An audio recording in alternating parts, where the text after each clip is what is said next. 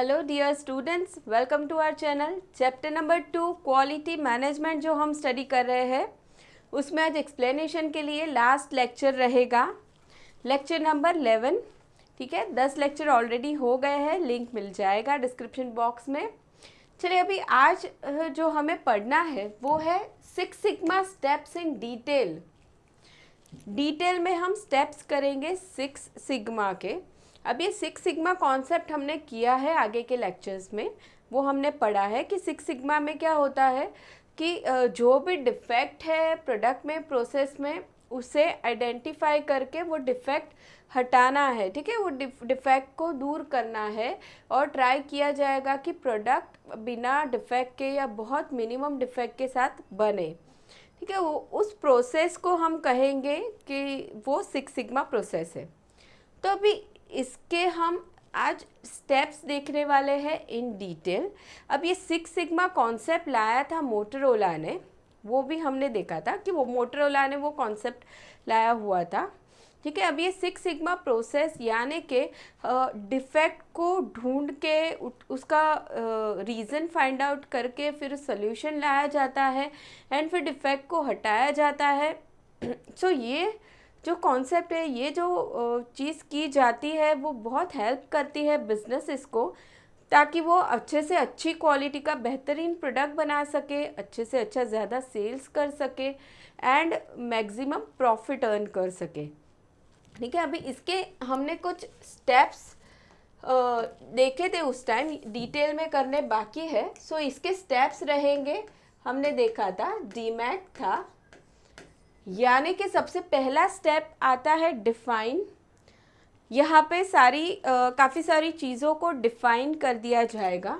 उसके बाद आता है मेजर करना है, काफ़ी सारी चीज़ों को एनालाइज करना है। उसके बाद वाले स्टेप में इम्प्रूव करना है एंड उसके बाद लास्ट स्टेप आता है जो है कंट्रोल। ठीक है, हम कोई भी चीज़ पढ़ते हैं तो उसमें जितने भी स्टेप्स होते हैं उसके आखिर में हम कंट्रोल करते हैं, कंट्रोलिंग प्रोसेस हम करते हैं कि भाई हमने जो जितने भी स्टेप्स लिए हैं वो सही लिए हैं या नहीं, हम चेक करते हैं, मॉनिटर करते हैं। सो ये स्टेप तो लास्ट में रहेगा ही रहेगा, कंट्रोल। तो चलिए शुरुआत करते हैं। सबसे पहला स्टेप हमें पढ़ना है वो है डिफाइन फेज।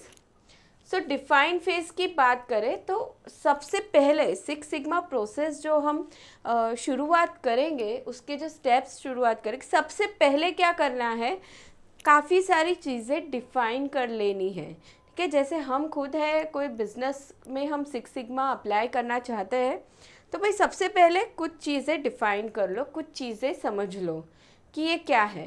ठीक है, अभी डिफाइन में क्या क्या चीज़ें हम डिफाइन करेंगे वो यहाँ पे हम देखते हैं in detail. So there are 5 high level steps in the application of 6 sigma to improve the quality of output. देखिए 6 सिग्मा क्यों हम अप्लाई करते हैं, क्वालिटी ऑफ आउटपुट बढ़ाने के लिए। Now the first step is define. सबसे पहला स्टेप रहेगा डिफाइन करना। Now during define phase following 4 major tasks are undertaken। 4 चीज़ें की जाती है डिफाइन फेज में। सबसे पहला है फॉर्मेशन ऑफ प्रोजेक्ट टीम। जब हमने 6 सिग्मा के बारे में पढ़ा था तो उस समय हमने देखा था कि 6 सिग्मा की जो टीम है उसको बनाया जाता है अकॉर्डिंग टू कराटे। जैसे येलो बेल्ट था, ग्रीन बेल्ट था, ब्लैक बेल्ट था। ठीक है, मास्टर इन ब्लैक बेल्ट हमने देखे थे। यानी कि यहाँ पे डिसाइड किया जाएगा कि टीम के अंदर कौन कौन मेंबर्स होंगे, प्रोजेक्ट टीम में कौन कौन से मेंबर्स होंगे। ठीक है, उन मेंबर्स में भी कौन येलो बेल्ट होल्डर रहेगा, कौन ग्रीन बेल्ट होल्डर है, वो सारी चीज़ें यहाँ पे डिफाइन होंगी।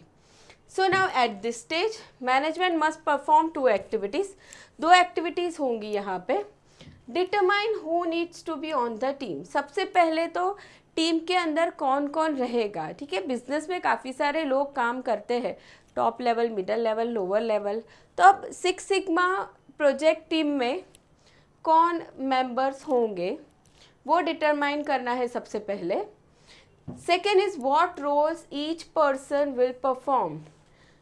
टीम हमने डिसाइड कर ली, मेंबर्स हमने देख लिए कि चलो इतने मेंबर्स होंगे 6 सिग्मा में, लेकिन what roles each person will perform, किसका क्या काम रहेगा, ठीक है। जैसे हमने ब्लैक बेल्ट की बात की थी, तो ब्लैक बेल्ट कौन रहेगा, जिसके पास नॉलेज भी है, एक्सपीरियंस भी है, वैसे पर्सन को ब्लैक बेल्ट होल्डर बना देंगे, ठीक है। ग्रीन बेल्ट होल्डर कौन रहेगा, मतलब कौन मेंबर क्या काम करेगा, कौन डेटा कलेक्शन का काम करने वाला है, वगैरह वगैरह यहाँ पे डिसाइड किया जाएगा, डिफाइन किया जाएगा।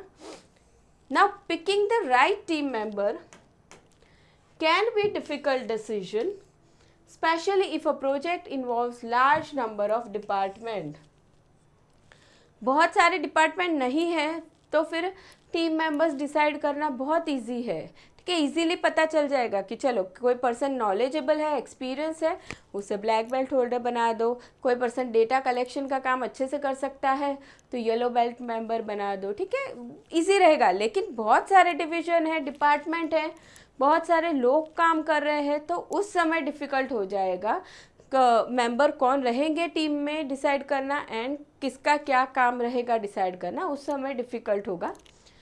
Now in such projects it could be wise to break them down into smaller pieces and work toward a completion of a series of phase project। तो अभी बहुत बड़े बिजनेस है, बहुत सारे डिपार्टमेंट्स है, तो उस समय काम को डिवाइड करके फिर मेंबर्स को सिलेक्ट किया जाएगा।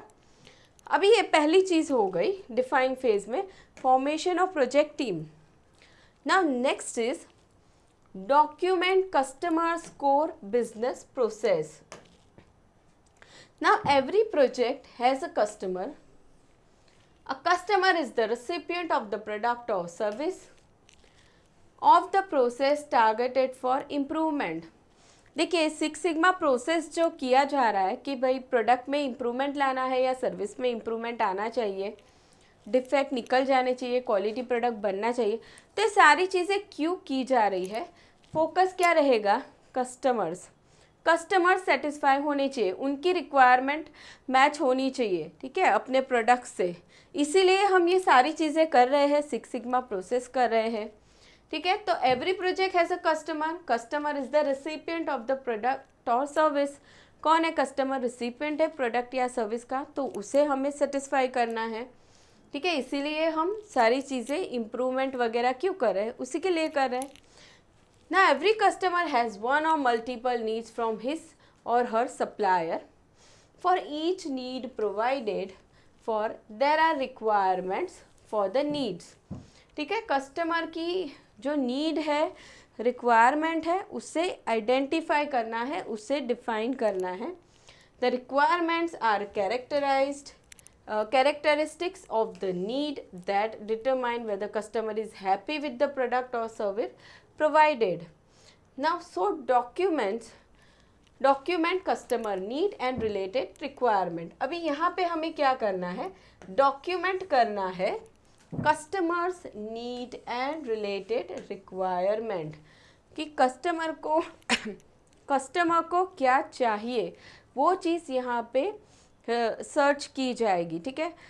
कोई भी प्रोडक्ट हो, वेदर इलेक्ट्रॉनिक प्रोडक्ट्स या FMCG product, fast moving consumer goods हो, या कोई भी हो, कोई प्रॉपर्टी कोई ख़रीद रहा है कोई कस्टमर, या वॉटेवर, क्या देखा जाएगा कि कस्टमर की रिक्वायरमेंट क्या क्या है, उसे क्या चाहिए, उस चीज़ को यहाँ पे डॉक्यूमेंट करना है। यानी कि हमने डिफ़ाइन कर दिया कस्टमर को क्या चाहिए। कार बनाने का बिजनेस है, एग्जाम्पल हम वही ले रहे थे, तो कस्टमर क्या चाहता है, फ़िलहाल में जो हम प्रोडक्ट दे रहे हैं कस्टमर को, फिर भी वो यूज़ करके भी कस्टमर की और क्या क्या रिक्वायरमेंट्स है, क्या नीड्स है, उसे हमें डिफ़ाइन करना है इस स्टेज में। Now next is develop a project charter. अब इस फेज में क्या करना है, this is a document that names the project, summarizes the project by explaining the business case in brief statement and lists the project scope and goals। अभी यहाँ पे सारी चीज़ें बताई जाएगी इन डिटेल, यानी कि प्रोजेक्ट किस चीज़ का है, किसके कौन से प्रोडक्ट का है, कौन सी सर्विसेज का है, ठीक है, और बाकी उसके स्कोप क्या क्या रहेगा, कहाँ तक हम उसका इम्प्रूवमेंट करना चाहते हैं, गोल्स क्या है, क्या हम फाइनली अचीव करना चाहते हैं सिक्स सिग्मा प्रोसेस अप्लाई करके, वो सारी ही चीज़ें यहाँ पे इन डिटेल बताई जाएगी ना। Project charter can have following components, क्या क्या चीज़ें रहेगी यहाँ पे। सबसे पहला आएगा project name, business case, project scope रहेगा, प्रोजेक्ट गोल्स के क्या अचीव करना है, milestones, special requirements, special assumptions, requirements, special कुछ रिक्वायरमेंट्स हो सकती है, जैसे कुछ स्पेसिफिकली रिसर्च करना है, R&D करना है किसी प्रोडक्ट के ऊपर, ठीक है, या कोई नए तरह का रॉ मटेरियल चाहिए होगा, स्पेशल रिक्वायरमेंट हो सकती है। Next is special assumption, roles and responsibilities of the project team. Project team की क्या क्या रोल्स एंड रिस्पॉन्सिबिलिटीज़ होगी, जितने भी मेंबर्स हैं उनकी, वो सारी ही चीज़ें यहाँ पे रहेगी। यानी कि कोई मेंबर है सिक्स सिग्मा प्रोजेक्ट टीम का, तो वो ये प्रोजेक्ट चार्टर पढ़ेगा तो उसे पता चल जाएगा सारी चीज़ें, प्रोजेक्ट का नाम क्या है, कि गोल्स क्या है, रिक्वायरमेंट्स क्या है, हमारा रोल्स एंड रिस्पॉन्सिबिलिटीज़ क्या रहेगा, यहाँ पे उसे सारी चीज़ें पता चल जाएगी। ठीक है, now to develop a project charter, तो यहाँ पे हमने ये चीज़ें डिफाइन कर ली। Next is develop the SIPOC process map. अभी यहाँ पे कुछ चीज़ें डिफाइन करनी है। So process is defined as the series of steps and activities that take input, add value and produce output. Now SIPOC is a process map that identifies all the following elements of a project. ये क्या बताएगा? Process map, जितने भी processes हो रहे हैं business में, तो वहाँ पे सप्लायर्स कौन हो गए डिफाइन किया जाएगा, इनपुट क्या रहेगा, कहाँ से इनपुट आ रहा है, प्रोसेस कौन सा चल रहा है, आउटपुट क्या जनरेट होगा, कस्टमर्स कौन है, ये सारी चीज़ें यहाँ पे डिफाइन होंगी। Now the SIPOC process map is essential for identifying. अभी ये क्यों डिफाइन की जाएगी ये चीज़ें, सप्लायर को, इनपुट, प्रोसेस, आउटपुट क्या बनने वाला है, कस्टमर्स, क्यों ज़रूरी है? The way processes occur currently, how those processes should be modified and improved throughout the remaining phases of DMAIC. ये सारी चीज़ें डिफाइन करने से करंट प्रोसेस क्या है वो पता चल जाएगा, करंटली हम किस तरीके से काम कर रहे हैं वो यहाँ पे पता चलने वाला है। तो उस पे से हम सोच पाएंगे कि अभी हमें इम्प्रूवमेंट क्या करना है, आगे के फेज़ में हम क्या करते जाएंगे। ठीक है, तो यहाँ पे हमने डिफाइन कर ली सारी चीज़ें। Now at the conclusion of the design phase you should know who the customer or end user is, there resistance issues and requirement. You should also have a clear understanding of goals and scope of the project, including budget, time, constraints and deadlines. अभी ये जो चीज़ें हमने ऊपर पढ़ी कि हमने customer को डिफ़ाइन कर लिया, कस्टमर की नीड क्या है, रिक्वायरमेंट क्या है, प्रोजेक्ट टीम में कौन कौन मेंबर होंगे डिफ़ाइन कर लिया, सप्लायर, इनपुट वगैरह सारी चीज़ें डिफ़ाइन कर ली। यानी कि हम सिक्स सिग्मा अप्लाई करना चाहते हैं और अगर हम ये सारी डिटेल्स देख लें तो हमें पता चल जाएगा कि करंट सिचुएशन क्या है, सारी चीज़ें यहाँ पे डिफ़ाइन की गई है। ठीक है, जैसे कि कस्टमर कौन है, उनकी रिक्वायरमेंट्स क्या है, क्या गोल अचीव करना है हमें सिक्स सिग्मा अप्लाई करके, ठीक है, वो सारी ही चीज़ें पता चल, टाइम कॉन्स्टेंट कितने समय में कर लेना है, डेडलाइंस क्या है वगैरह सारी चीज़ें। तो ये सबसे पहला स्टेप हो गया define phase. Now next one is measure phase. Measure phase यानी कि यहाँ पे करंटली बिजनेस में जो सिचुएशन है उसे मेजर किया जाएगा। ठीक है, now during measure phase the overall performance of the core business process is measured. देखिए सारी चीज़ें, ओवरऑल परफॉर्मेंस बिजनेस का कैसा है उसे यहाँ पे अभी मेजर करना है हमें। Now there are 3 important parts of measure phase. इस फेज के 3 पार्ट रहेंगे। सबसे पहला आता है data collection plan and data collection. Measure करना है प्रोसेस को, परफॉर्मेंस को मेजर करना है, तो डेटा तो रिक्वायर्ड होगा ही। डेटा रहेगा अपने पास तो ही मेजर कर सकते हैं। तो डेटा कलेक्शन प्लान भी बनाना होगा कि कहाँ कहाँ से हम डेटा कलेक्ट करेंगे। So data collection plan is prepared to collect required data. This plan includes what type of data needs to be collected, what are the sources of data, etc. Planning phase में हम क्या decide करेंगे कि किस तरह का हमें data collect करना है, एंड दूसरा what are the sources of the data. ठीक है, now the reason to collect data is to identify areas where current process need to be improved.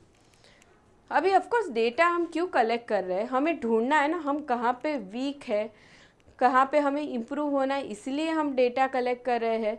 ठीक है, जैसे हम स्टूडेंट हैं, हमें इम्प्रूवमेंट लाना है तो हम देखेंगे ना पास्ट जो हमारी एग्ज़ाम्स हुई है, टेस्ट हमारे हुए हैं, तो उसमें हम देखेंगे कि कितने कौन से सब्जेक्ट में हमें कितने कितने मार्क्स आए हैं।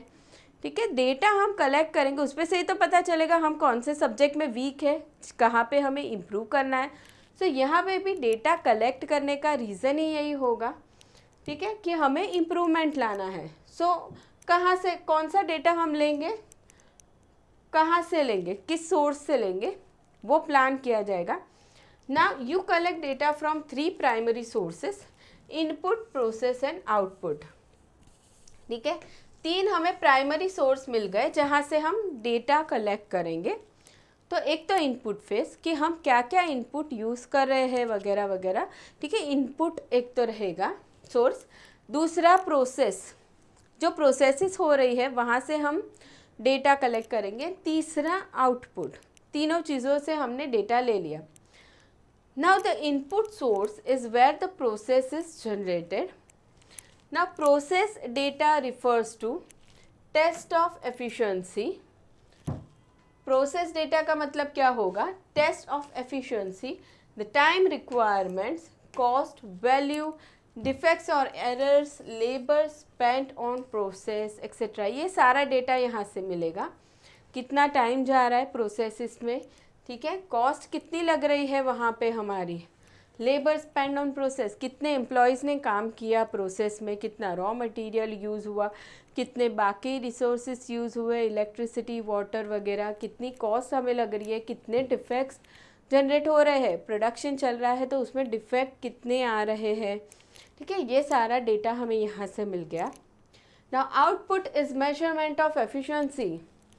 आउटपुट से हम इंफॉर्मेशन कलेक्ट करेंगे आउटपुट सोर्स से, तो वहाँ से हमें क्या पता चलेगा कि हम कितने एफिशिएंट हैं।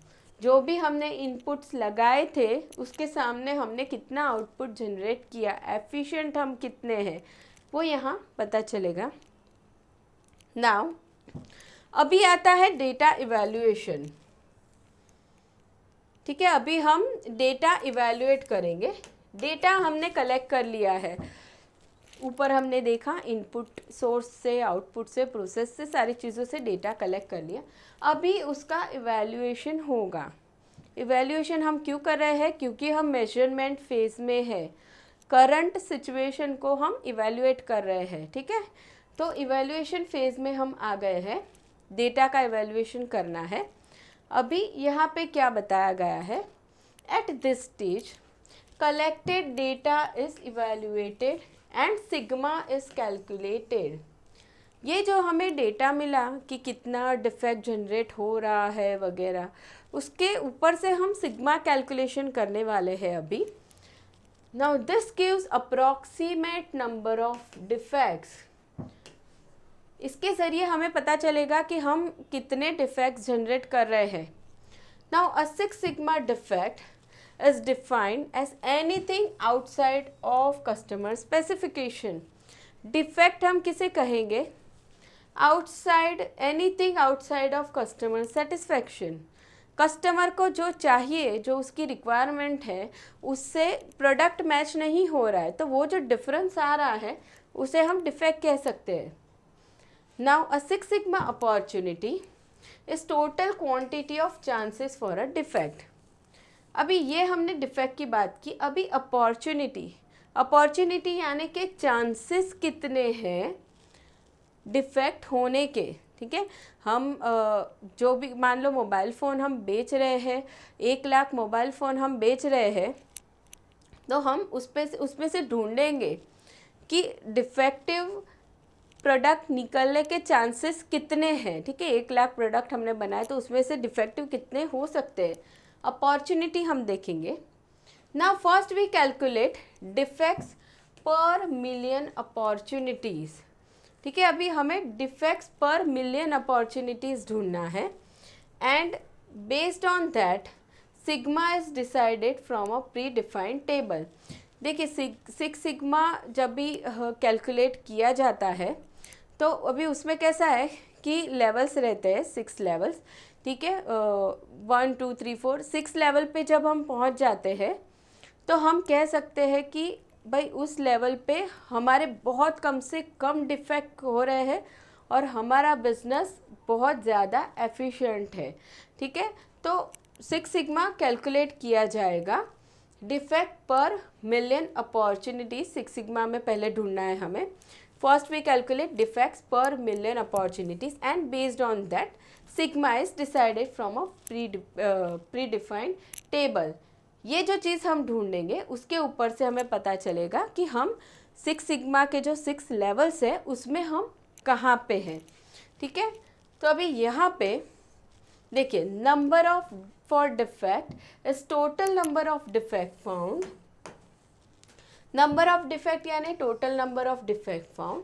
Number of unit is number of units produced and number of opportunity means number of ways to generate defect. इन लोगों ने एग्जाम्पल दिया हुआ है तो उसके ज़रिए हम प्रैक्टिकली समझेंगे कि ये क्या कहना चाह रहे हैं, कैसे हम डिफेक्ट पर मिलियन अपॉर्चुनिटीज़ ढूंढेंगे पहले तो। ठीक है, इस डेटा के ज़रिए। सो देखिए the food ordering delivery project team examines 50 deliveries and finds out following. ठीक है, यहाँ पे क्या किया है उन लोगों ने, कुछ रिसर्च किया गया है। Food ordering delivery project team ने कुछ चीज़ें देखी, 50 डिलीवरीज की गई। ठीक है, फूड की डिलीवरी। अभी उसमें क्या जानने मिला कि delivery is not on time 13 deliveries was not on time. Ordered food is not according to the order के हिसाब से, कस्टमर के ऑर्डर के हिसाब से फूड मैच नहीं हो रहा था। सो वो डिफेक्ट कितने रहे, 3, ऐसी 3 चीज़ें थी। फूड इज़ नॉट फ्रेश 0, वहाँ पे कोई इश्यू नहीं था। ठीक है, अभी so now defect per million opportunity, ठीक है, विल बी एज फॉलोज। तो अभी यहाँ पे सबसे पहले हमें क्या देखना है, नंबर ऑफ डिफेक्ट्स। देखिए नंबर ऑफ डिफेक्ट्स यानी कि टोटल नंबर ऑफ डिफेक्ट्स कितने लह रहे, 13 + 3। ठीक है, नाउ उसे हमें डिवाइड करना है। Number of units is the number of units produced, यानी कि इसमें नंबर ऑफ यूनिट्स रहेंगे 50 रहेंगे number of units and number of opportunities means number of ways to generate defect. अब ये जो फूड डिलीवरी की जा रही है उसमें कितने तरीक़ों से डिफेक्ट होने के चांसेस है। एक तो डिलीवरी ऑन टाइम नहीं हुई, फूड एज पर स्पेसिफिकेशन नहीं हुआ एंड फूड फ्रेश नहीं था, 3 चांसेस है। ठीक है, तो यहाँ पे हमने 3 ले लिया। ठीक है, सो 26 डिवाइड बाय 150। अभी यहाँ पे हमें पर मिलियन फाइंड आउट करना है, defect per million opportunity. So multiply by 10 lakhs, तो हमारा यहाँ पे फिगर आ रहा है 1,06,667। ठीक है, तो अभी यहाँ पे हमारा आंसर आ रहा है 1,06,667। ठीक है, अभी ये हमें मिल गया डिफेक्ट पर मिलियन अपॉर्चुनिटी, इसके बेस पे अभी हमें पता चलेगा कि हम 6 सिग्मा के टेबल में कौन से लेवल पे है।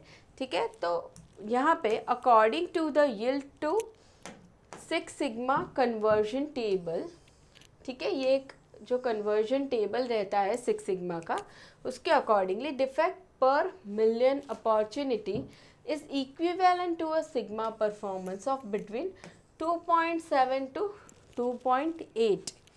यहाँ पे हम 2.7 एंड 2.8 के बीच में है, उस लेवल पे है, यानी कि हम 6th लेवल पे नहीं हैं। ठीक है, तो अभी हमें वहाँ पहुँचना होगा, बहुत सारे इम्प्रूवमेंट्स लाने होंगे। ठीक है, तो ये हो गया हमारा evaluation phase. Now third is evaluation phase में हम तीसरी चीज़ कौन सी करेंगे, मेजरमेंट फेज में हम तीसरी चीज़ कौन सी करने वाले हैं, failure mode and effect analysis. Failure mode and effect analysis करेंगे हम। तो the final segment of the measure phase is called FMEA. This refers to preventing defects before they occur. Defect arise होने से पहले हमने डिफेक्ट को रोकना है। ठीक है, प्रोडक्शन हो जाए, डिफेक्ट जनरेट हो जाए, फिर करेक्ट करे, वो चीज़ नहीं करनी, डिफेक्ट होने ही नहीं देना, उसके पहले ही स्टॉप करो। So the FMEA process usually includes rating possible defects or failures in 3 ways. यहाँ पे क्या किया गया है, रेटिंग्स की गए हैं पॉसिबल डिफेक्ट्स, जितनी भी पॉसिबिलिटी लग रही है डिफेक्ट होने की। जैसे हमने ऊपर के एग्जांपल में देखा कि फूड फ्रेश नहीं था, कि कस्टमर्स के रिक्वायरमेंट से मैच नहीं हो रहा था, वगैरह वगैरह। तो पॉसिबल डिफेक्ट्स कौन कौन से हो सकते हैं, उसे रेटिंग्स करना। तो the likelihood that something will go wrong, the ability to detect defect, the level of severity of the defect. ठीक है, अभी इन तरीक़ों से उन डिफेक्ट को हम क्या करेंगे, रेटिंग्स करेंगे कि कितने चांसेस है कुछ गलत हो सकता है। ठीक है, उस डिफेक्ट गलत हो सकता है, डिफेक्ट हो सकता है, अभी उसको हम ढूंढ पाएंगे कितनी हमारी एबिलिटी है। And the level of severity of defect, जो डिफेक्ट जनरेट हुआ है वो कितना सिवियर है, माइनर डिफेक्ट है या बहुत ज़्यादा डिफेक्ट है, तो क्या लेवल है रहेगा उसका। Now you may use a rating scale, for example rate each of these 3 areas from 1 to 10, with 1 being lowest FMEA level and 10 being the highest. ठीक है, इस तरीके से हम रेटिंग कर सकते हैं। The higher the level, the more severe the rating. ठीक है, ऑफ कोर्स जितना हाई लेवल होगा डिफेक्ट का, सिविरिटी ऑफ डिफेक्ट उतना लेवल हाई जाएगा, रेटिंग उतना हाई जाएगा। Now, so a high FMEA would indicate the need to devise and implement improved measuring steps within the overall process. This would have effect of preventing defects. अभी जितने भी high level defect हो रहे हैं, ratings में हम 10 लिख रहे हैं, 10 लिख रहे हैं, तो भाई वो जो डिफेक्ट्स है ट्राई करना होगा कि वो जनरेट ही ना हो। क्यों वो डिफेक्ट आए और फिर हम उसे सॉल्व करें, ऐसी सिचुएशन ही नहीं आने देनी है। ऑफकोर्स ऐसे डिफेक्ट को तो पहले से ही प्रिवेंट करना होगा। Now clearly there is no need to spend a lot of time on this procedure if the likelihood of defect is low. और जिस चीज़ में हमें ऐसे लग रहा है रेटिंग्स में बहुत कम लोवेस्ट रेटिंग जा रहा है, माइनर डिफेक्ट है, सिविरिटी ऑफ डिफेक्ट बहुत कम है, 1 रेटिंग है या 2 है, तो फिर ठीक है, तो फिर 6 सिग्मा इतना बड़ा प्रोसेस करने की ज़रूरत नहीं है। ठीक है, वो डिफेक्ट चल सकता है। ठीक है, जिसमें हाई लेवल जा रहा है, हाई रेटिंग से, वहाँ पे ध्यान देने की ज़रूरत है। सो नाउ यहाँ पे हमने सेकेंड फेज़ कर लिया, मेजर फेज़। अभी तीसरा आने वाला है एनालाइज फेज़। अभी एनालाइज करना है। 6 Sigma aims to define the causes of defect, measure those defects and analyze them so that they can be reduced. जो भी डेटा हमने मेजर किया, अभी उसे हमें एनालाइज करना है, रीजंस ढूंढने होंगे कि क्यों डिफेक्ट अराइज हो रहे हैं, Now there are 5 specific type of analysis that help to promote the goal of the project. These are source, process, data, resource and communication analysis. Now सबसे पहला यहाँ पे हमें source analysis करना है.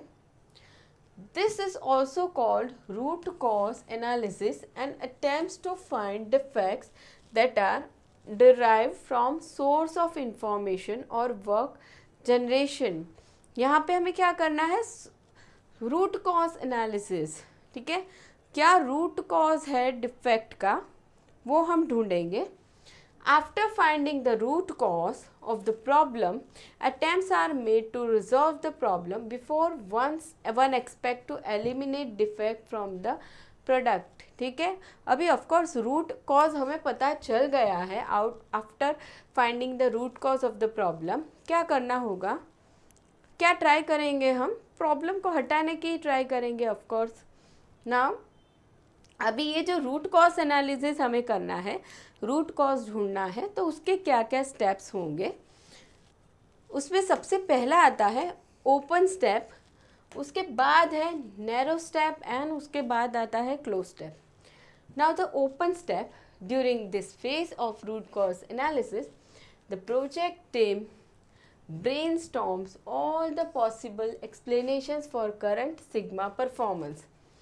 ओपन स्टेप में हम जा रहे हैं, रूट कॉज हम देख रहे हैं. ऊपर हमने 6 सिग्मा कैलकुलेट किया, सिग्मा हमने कैलकुलेट किया ऊपर. ठीक है, उससे हमें पता चला उसी एग्जाम्पल में कि भाई हम 2.7 एंड 2.8 के बीच में है, यानी कि हमें इम्प्रूवमेंट लाना है और आगे बढ़ना है. तो अभी आगे बढ़ना है तो यहाँ पे हम रूट कॉज एनालाइज कर रहे हैं अभी कि कोई भी प्रॉब्लम जनरेट हो रही है तो उसके रूट कॉज क्या क्या है. ठीक है, ओपन स्टेप, अभी ओपन स्टेप में सारे ही पॉसिबल एक्सप्लेनेशन देखे जाएंगे कि ये जो डिफेक्ट जनरेट हो रहा है क्या क्या रीज़न हो सकते हैं, सारे रीजंस देखे जाएंगे. उसके बाद है narrow step. During this phase the project team narrows the list of possible explanation for current sigma performance. यानी कि यहाँ पे तो हमने सारे रीजंस लिख दिए, क्या क्या रीज़न हो सकते हैं.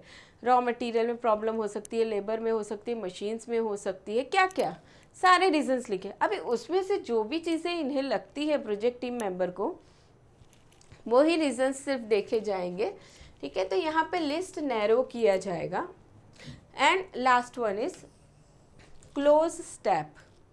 During this phase the project team validates the narrowed list of explanation that explains sigma performance. यहाँ पे जितने भी रीजंस हमने यहाँ ढूंढे, फाइनल किए, उसे वैलिडेट किया जाएगा. ठीक है, कि करंट जो हमारा सिग्मा परफॉर्मेंस रहा ऊपर, क्या क्या रीजंस हैं उन्हें वैलिडेट करना है. फाइनल कर दिया हमने, क्लोज स्टेप कर दिया. ठीक है, अभी उसके बाद आता है process analysis. Root cause analysis हमने किया, प्रोसेस एनालिसिस करना है. Now analyse the numbers to find out how well or poorly the processes are working compared to what is possible and what the competition is doing. यहाँ पे क्या किया जाएगा, process हम एनालाइज कर रहे हैं. ठीक है, कि हम क्या प्रोसेस हम अभी फॉलो कर रहे हैं. ठीक है, अभी उसमें इम्प्रूवमेंट क्या आ सकता है, what is possible and what the competition is doing. हमारा कॉम्पिटिटर है, वही प्रोसेस वो भी कर रहा है, तो वो क्या प्रोसेस फॉलो कर रहा है, क्या पॉसिबल है, क्या प्रोसेस पॉसिबल है, वो देखा जाएगा. Now process analysis includes creating a more detailed process map and analyzing the more detailed map for where greatest inefficiencies exist. जहाँ पे भी इनएफिशिएंसीज है, जहाँ पे भी लैकिंग है प्रोसेस में, ठीक है, वो यहाँ पे ढूंढा जाएगा, एनालाइज किया जाएगा. ठीक है, जैसे कार बन रही है तो उसके पार्ट्स भी बन रहे हैं, असेंबल भी हो रहे हैं. ठीक है, तो काफ़ी सारे प्रोसेस हो रहे हैं, तो कहाँ पे इनएफिशिएंसी आ रही है वो देखा जाएगा. Now the source analysis is often difficult to distinguish from process analysis. The process refers to the precise movement of material, information and request from one place to another. ठीक है, ये जो हमने सोर्स एनालिसिस कर रहे थे वो और प्रोसेस एनालिसिस थोड़ा डिफ़िकल्ट हो जाएगा, दोनों में डिफ्रेंशिएट करना। प्रोसेस यानी कि क्या एक्चुअल में काम किया जा रहा है, रॉ मटेरियल लिया, लेबर ने उस पर काम किया, मशीनरी यूज़ किया, एक्चुअल एक्टिविटीज़ हो रही है। ठीक है, वहाँ पे हम प्रॉब्लम ढूंढ रहे हैं, सो वो हो जाएगा process analysis. Now the next is data analysis.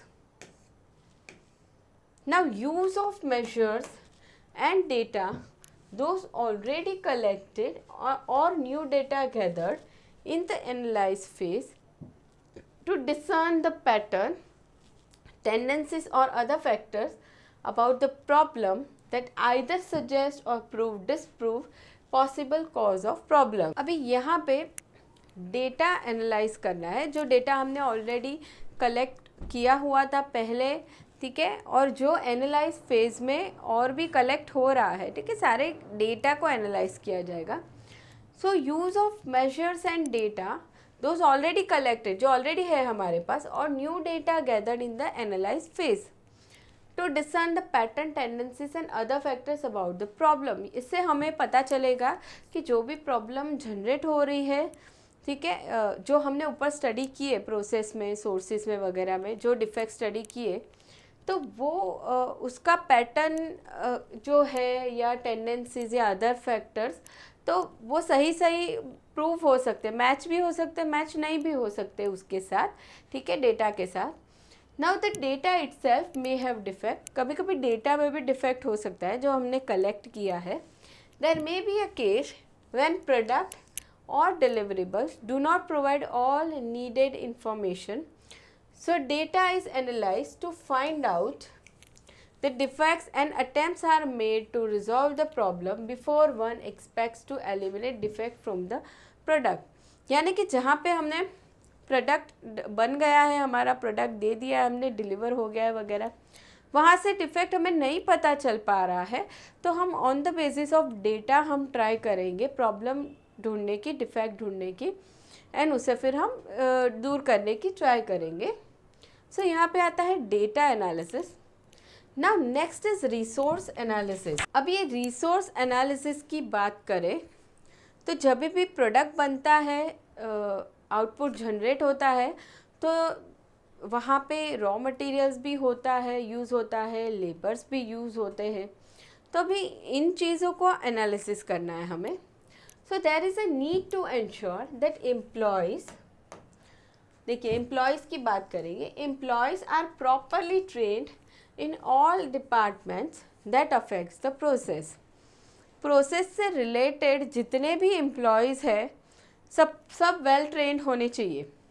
यानी कि जो लेबर या एम्प्लॉय हम कहें मशीन पे काम कर रहा है, ठीक है, या फिर जो रॉ मटेरियल को स्टोर करके रख रहा है, जो गोडाउन में काम कर रहा है, सारे ही एम्प्लॉयज़ जो भी कनेक्टेड है प्रोसेस से, वो सारे एम्प्लॉयज़ अच्छे से ट्रेन होने चाहिए।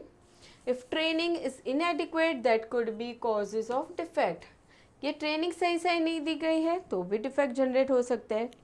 Now other resources include raw material needed to manufacture, process and deliver the goods. दूसरा क्या आता है रिसोर्स में, रॉ मटीरियल।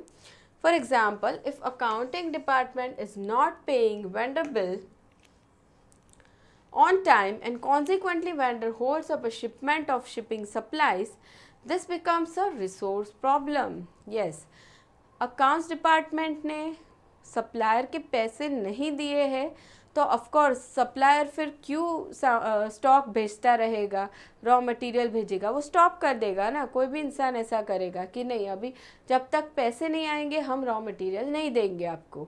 तो फिर क्या हो गया, यहाँ पे प्रॉब्लम क्रिएट हो गई कि रॉ मटेरियल ही नहीं आ रहा है तो प्रोडक्ट कैसे बनने वाला है, आगे नहीं बनेगा। सो यहाँ पे हमने रिसोर्स एनालिसिस किया, ठीक है, एक एम्प्लॉय के बारे में, रॉ मटेरियल के बारे में। अभी next is communication analysis. Communication analysis, yes, communication भी बहुत इम्पॉर्टेंट रोल प्ले करता है। कोई भी प्रोडक्ट मैन्युफैक्चर हुआ है तो उसके भी जितने भी प्रोसेसेस हुए हैं, ठीक है, तो उनके एम्प्लॉयज़ के बीच में या डिपार्टमेंट के बीच में कम्युनिकेशन रहा होगा। सर्विसेज जो दी जाती है, हम जो सर्विसेज लेने जाते हैं, बैंकिंग कहे, होटल कहे या कोई अदर सर्विस, तो of course communication major role play कर रहा है वहाँ पे। तो इस कम्युनिकेशन में भी अगर प्रॉब्लम है, वहाँ पे भी अगर डिफेक्ट है, तो वो भी क्वालिटी ऑफ प्रोडक्ट या सर्विसेज को अफेक्ट करता है। So one problem common to most process is high in defects is poor communication.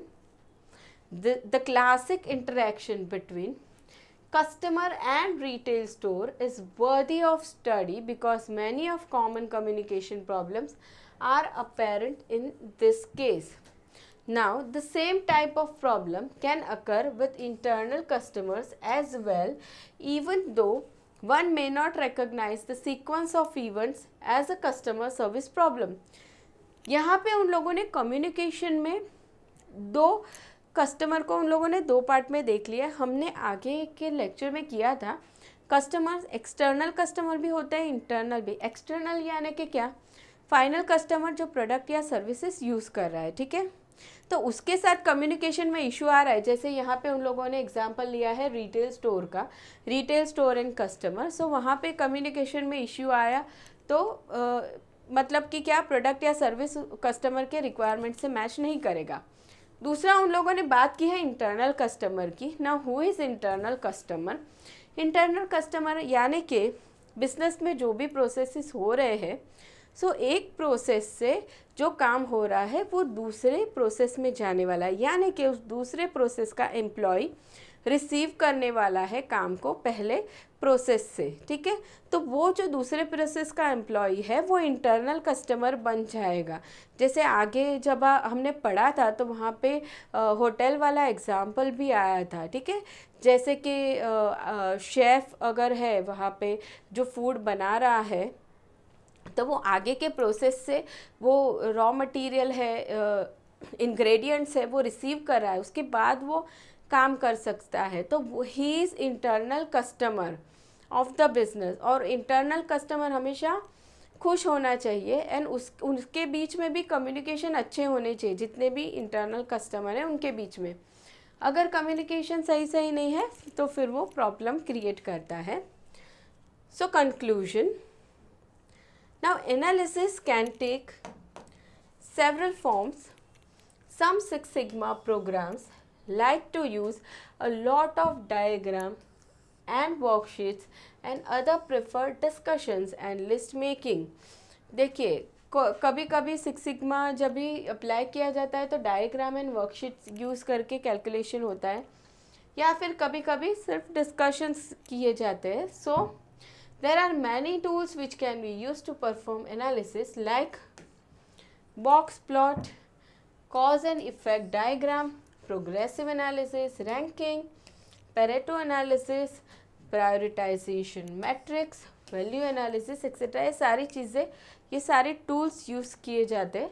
Now the proper procedure is the one that works best for your team provided that result is successful। ये सारे ही tools है, लेकिन depend करता है business पे, depend करता है project team पे कि वो कौन से टूल को यूज़ करते हैं एंड यूज़ करने के बाद भी कौन सा टूल सक्सेसफुल रहता है, ठीक है। सो ये हमने देखा third step analysis phase. Now next हम फोर्थ देखने वाले हैं, दैट इज़ इम्प्रूव फेज।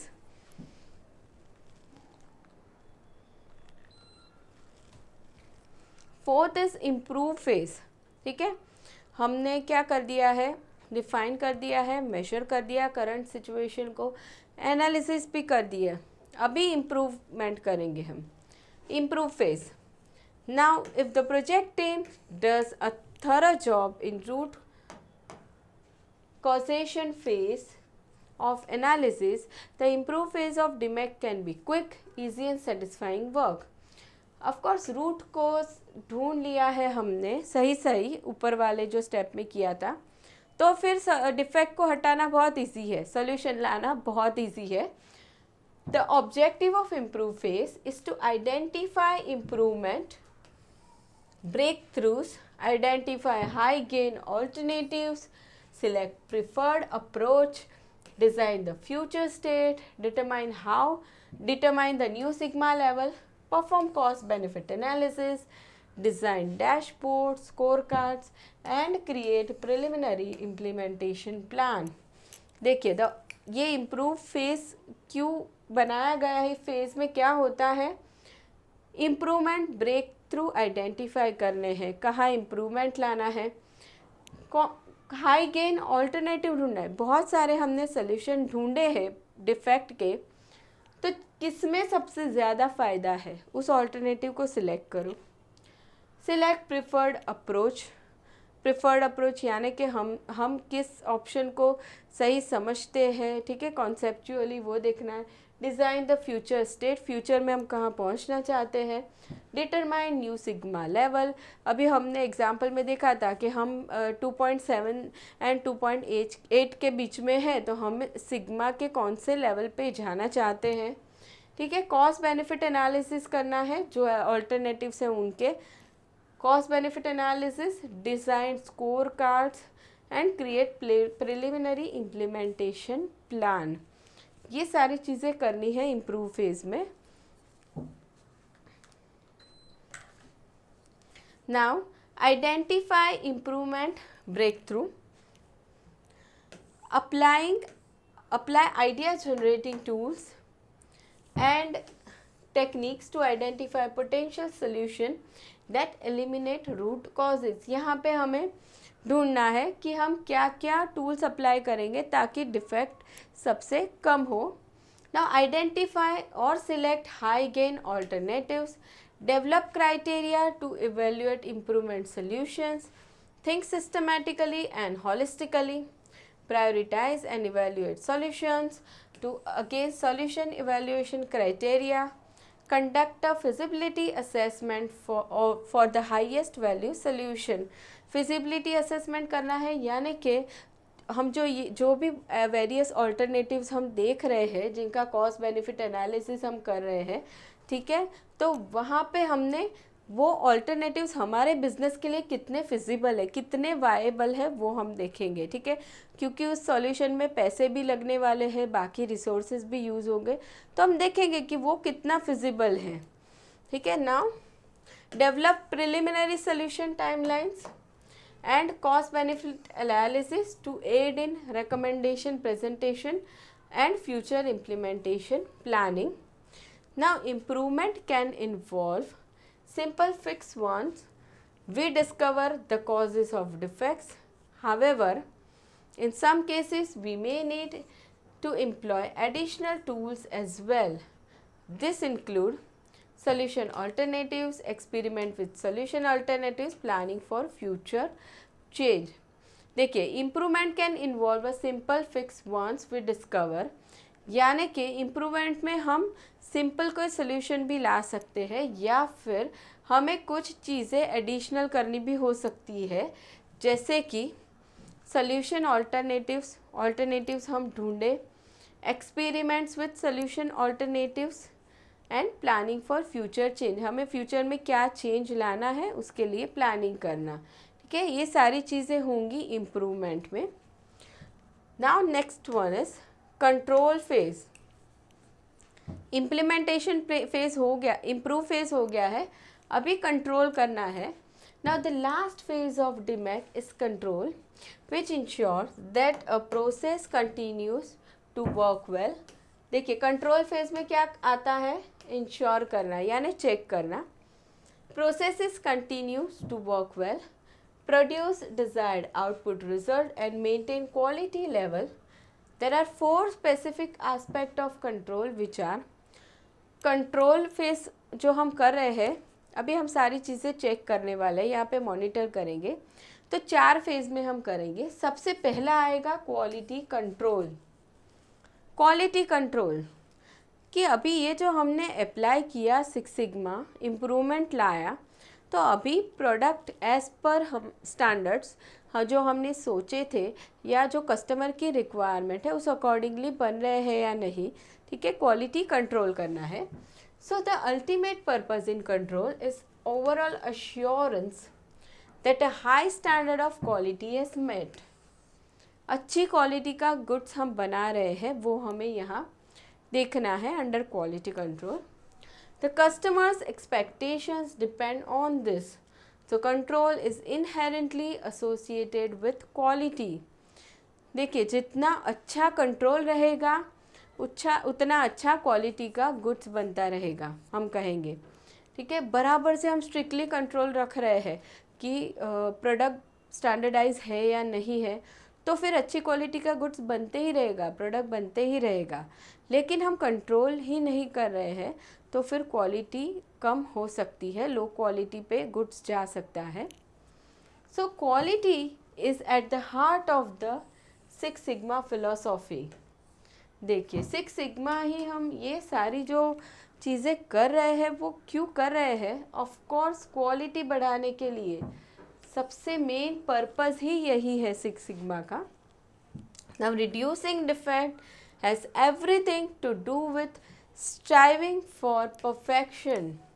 ठीक है, हम करते क्या है, सिग्मा कैलकुलेट करके और हायर लेवल पे जाना चाहते हैं. ठीक है, एकदम हम 6 लेवल पे पहुंच जाएंगे, मतलब कि बहुत कम डिफेक्ट हो रहे हैं, बहुत अच्छी क्वालिटी का गुड्स बन रहा है. ठीक है, तो यानी कि हम परफेक्शन पे पहुंचना चाहते हैं.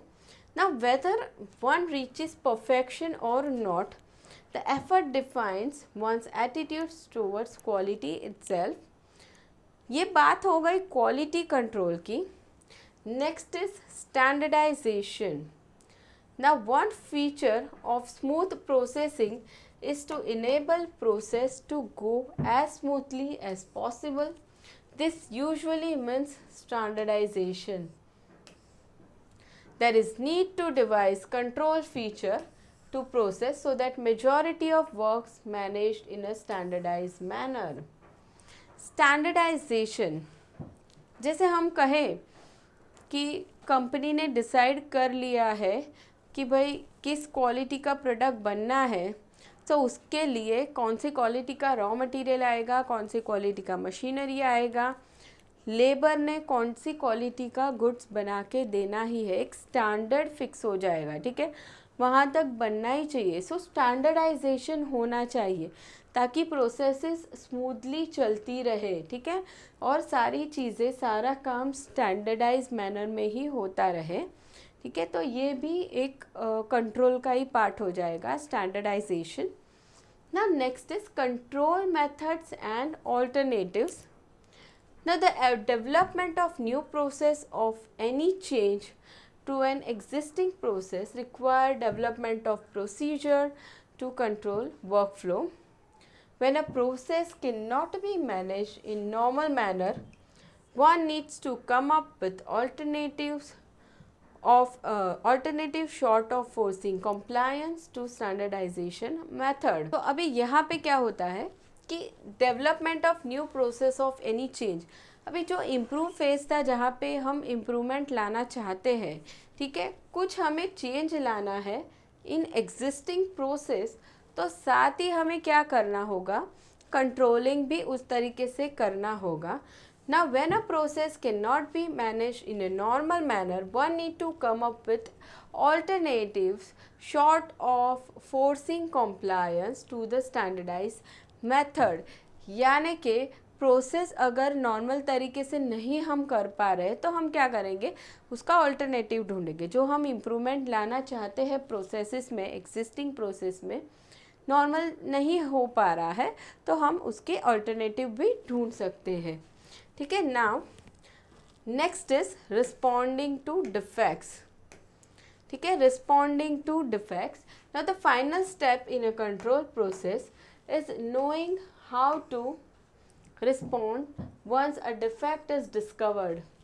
The weak links in the procedure where defects are most likely to occur can and should be monitored carefully so that defects can be spotted and fixed before the process continues.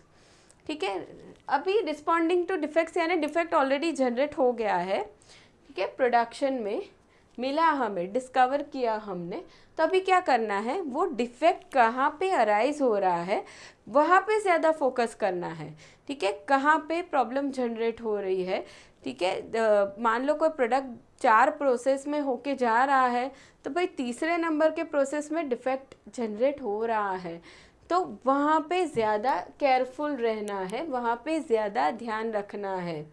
ठीक है, ताकि वो process smoothly चलते रहे। Now the response to defect may be to prevent a discovered flaw from becoming a defect at all. तो defect मिला तो हम क्या ट्राई करेंगे, अभी वहाँ पे डिफेक्ट ना हो, केयरफुल रहेंगे। ठीक है, ताकि विदाउट डिफेक्ट प्रोडक्ट बनता जाए। Now in the best design system defects can be reduced to near zero so that one may actually believe that Six Sigma can be attained।